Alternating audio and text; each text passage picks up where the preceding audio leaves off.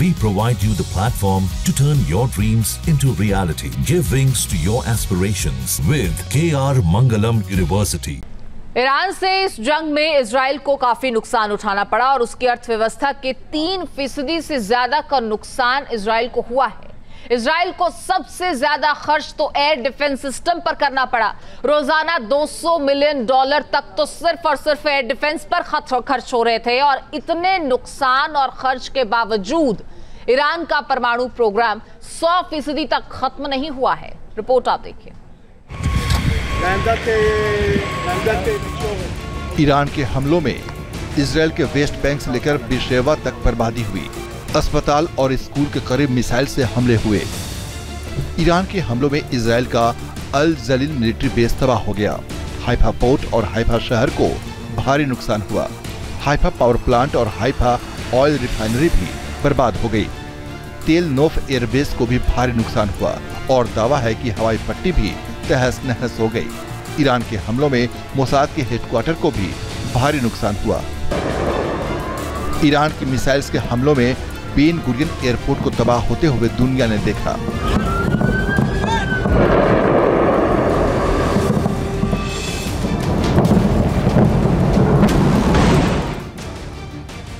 Nevatim airbase की तबाही की तस्वीरों से खुद इजराइल भी सहम गया।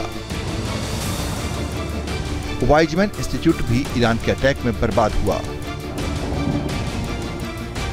और ओवदा एयरफोर्स से उठते धुएं ने नेतन्याहू को भी बंकर में छुपने पर मजबूर कर दिया। इस युद्ध के दौरान ईरान को मिडिल ईस्ट के एक ताकतवर देश के रूप में भी दुनिया ने देखा।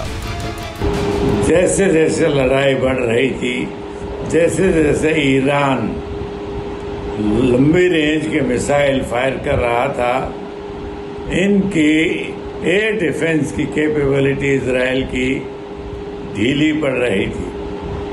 हर एरो मिसाइल को फायर करने के लिए $3 मिलियन का खर्चा लगता है। इस युद्ध में इजराइल को रोजाना $10 मिलियन से लेकर $200 मिलियन तो एयर डिफेंस सिस्टम पर ही खर्च करने पड़े। युद्ध में इजराइल को करीब $17.8 बिलियन के नुकसान का अनुमान है और ये नुकसान इजराइल के जीडीपी के 3.3% के बराबर है। दोनों तरफ हुए नुकसान के बाद भी जंग अभी सिर्फ थमी है, क्योंकि ईरान अब भी परमाणु कार्यक्रम जारी रखने की बात पर डटा हुआ है। ईरान की मिसाइल ताकत इस युद्ध में अमेरिका भी देख चुका है। खुद ट्रंप कबूल कर चुके हैं कि ईरान ने वार्निंग देकर अमेरिका के बेस को टारगेट किया। 12 दिनों के युद्ध में इजराइल ने भी ईरान की ताकत देख और परख ली है। अब अगर ईरान परमाणु बम बनाने की जिद पर अड़ा रहता है तो टकराव के हालात बने रहेंगे और इजराइल फिर से ईरान पर हमला भी कर सकता है। इजराइल और ईरान का तो आइडियोलॉजिकल डिफरेंस है, वो एक लड़ाई से खत्म नहीं होता, ये तो सोच विचार के फर्क है। तो ये अभी समय बताएगा कि अभी जो बातचीत होती है अमेरिका से, कितने सैंक्शन हटाए जाते हैं, कितने लगाए जाते हैं। 12 दिनों के युद्ध में इजराइल ने इतनी तबाही देखी है जितनी 6 डे वॉर और लेबनान वॉर में भी नहीं देखी थी। ईरान का परमाणु प्रोग्राम अब भी खत्म नहीं हुआ है। इजराइल भले ही जीत का दावा कर रहा हो, लेकिन वो ये भी सोच रहा है कि इस जंग से उसे हासिल क्या हुआ। Team news nation. जहाँ भक्ति है हर शब्द में, कथाओं में छुपे हैं दिव्य रहस्य और ज्योतिष देता है जीवन को दिशा। धर्म से जुड़ी हर बातों को जानने के लिए हमारे चैनल स्तुति को सब्सक्राइब करें। चैनल पर जाने के लिए इस लिंक पर क्लिक करें।